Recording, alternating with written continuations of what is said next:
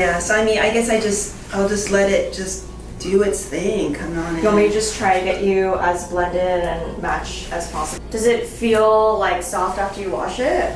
Yeah, I mean, it gets softer with all the oils and stuff. So do you want to just try and get as ashy and light as possible? Yeah, I think I need to go to my natural and just let this, you know, I mean, I'm not sure if we have to touch this, but whatever. I mean, I'd like to not touch as much as possible. Yeah. Because I want to get healthy again, I think is what it is. Definitely, okay. I mean, I don't like my gray, but I'll accept it. You're okay with being blonder and lighter. Because whatever toner we do, you are going to fade blonde. Okay. Yeah, just keep that. I mean, if I have to come in sooner for toners, I'm open to that. Yeah. You know, just to... How much did you...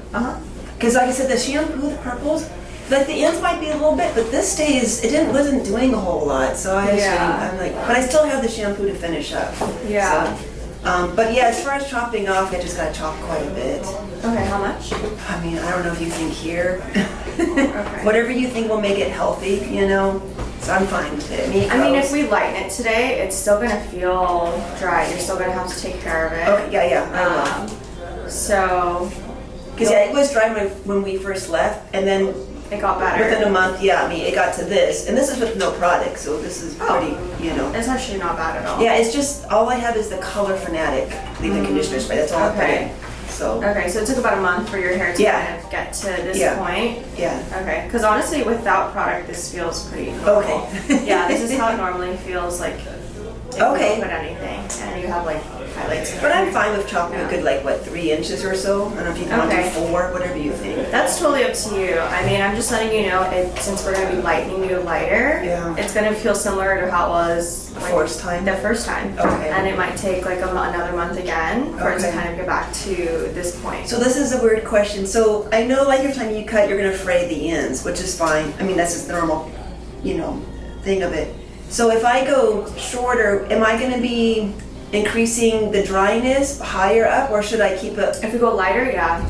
So I'm wondering, do I just have cut off like less than 3 inches? Yeah, like would it make a difference is what you're saying? Yeah, with 4 inches versus 2 inches. Yeah, probably not. Okay.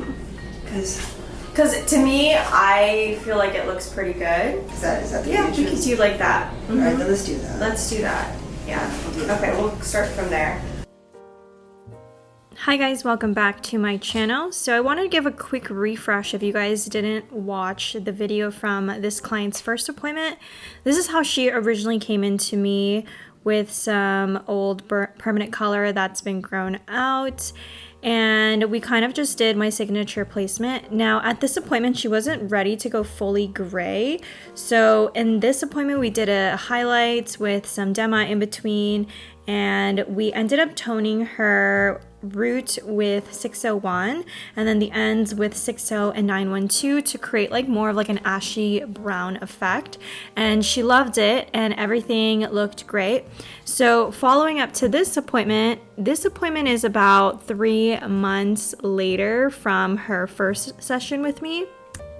And this is pretty much how that last color faded. It got a lot lighter, a little bit more on the golden side, and we did leave a good amount of dimension because she didn't want to go fully gray just yet. She wanted something that looked more of a neutral, ashy tone that would grow out soft. And I will say it did grow out a lot softer than her previous hair color, but today she was fully ready to just kind of embrace her hair color, her natural roots, and have something that would ultimately grow out even softer. So I am going to be going in with my signature placement that we've been doing on her, and pretty much just going to pick up more of that dimension that we left out last time and kind of avoid those old highlights until the very end to relighten everything. So for this, I am going to space these foils closer together, get in a lot more lightness to kind of match her gray pattern. And so I'm starting in the back. I did a detail weave around the hairline, and then I'm going to go up and do my center back mohawk section and just taking slices. And you can see as I'm going through, it's really easy for me to see where the old highlights are versus what wasn't highlighted last time. So I can get through and just pick that out a lot quicker versus if I were to weave this or do anything else that would soften it, it would have taken me a lot longer to kind of pick those pieces out. So it's a lot easier when you do a first round of slices and then retouch as you go to kind of pick out the dark hair in between. And for my lightener, I'm using the Danger Jones powder lightener, the one that gives 9+ levels of lift, and that's going to do a great job at getting this old permanent color lightened up to at least like a level 9 and 10.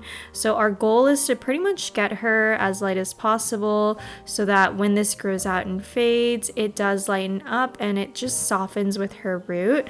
I will say this appointment, we're going to try to avoid doing any type of demi because I want this to grow out as extremely soft.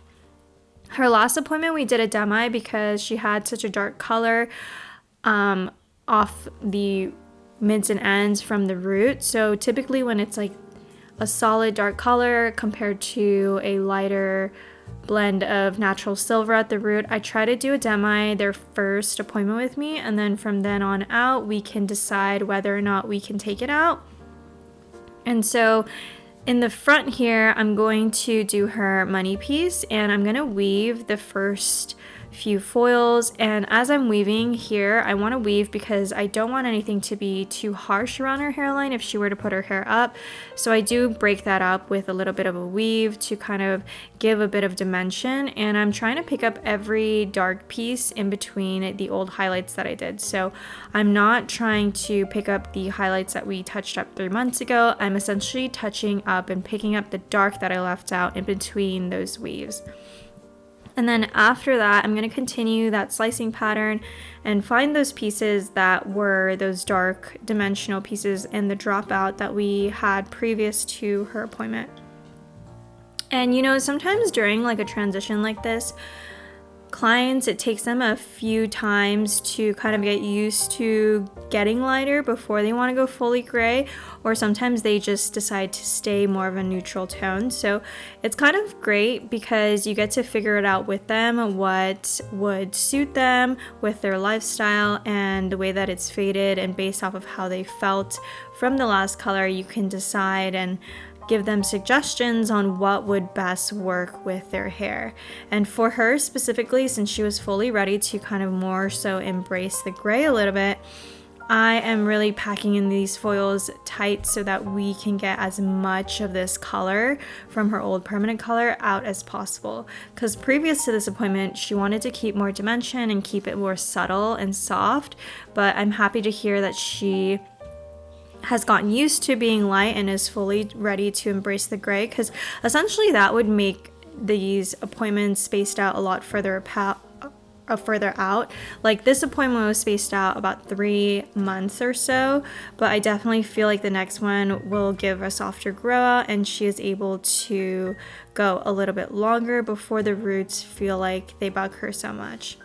Another thing that I do want to note too is during these transformations, especially on longer hair and especially on those clients who do put heat on their hair quite frequently, and when I say frequently, it's like when they wash it like every other wash or so, they're blow drying it or putting like curl to it or flat iron, anything like that can be a little compromising in the sense that we are lightening the hair, so putting bleach on the hair will make it drier. So I always try to educate my clients as much as possible that in these first couple months of having it freshly lightened, it is very crucial to try and take care of it as much as you can with heat protectant and try to avoid heat if possible.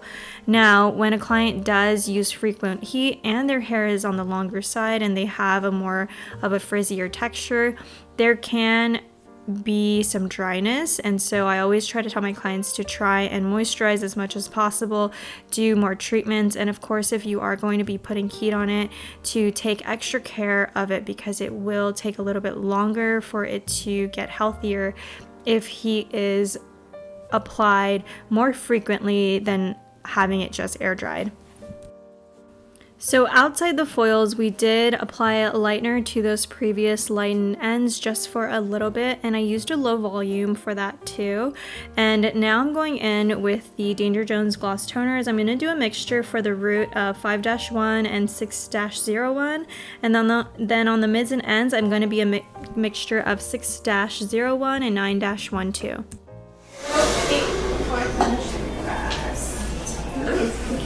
How's it feel? It's good. Looks good? Yeah. Yeah. And without when you put your hair up, without the demi in between, looks good? Yeah, Okay, good. Thank you. Alrighty guys, so here is the finished look. I feel like this is going to last a lot longer than the last color because we didn't add that demi, so there is going to be that connection with the highlights and having her natural gray pattern in between the highlights to have it grow out a lot softer. And when she comes in for her next follow-up, I'll ask her some questions on how she felt like it faded out, and depending on whether she wants to fully grow out her hair or just continue to maintain this color, we'll ultimately decide on what kind of placement and what her follow-up plan will be. Alrighty guys, that is it for this week's episode. Thank you guys so much for watching and tuning in, and as always, I will talk to you guys next week.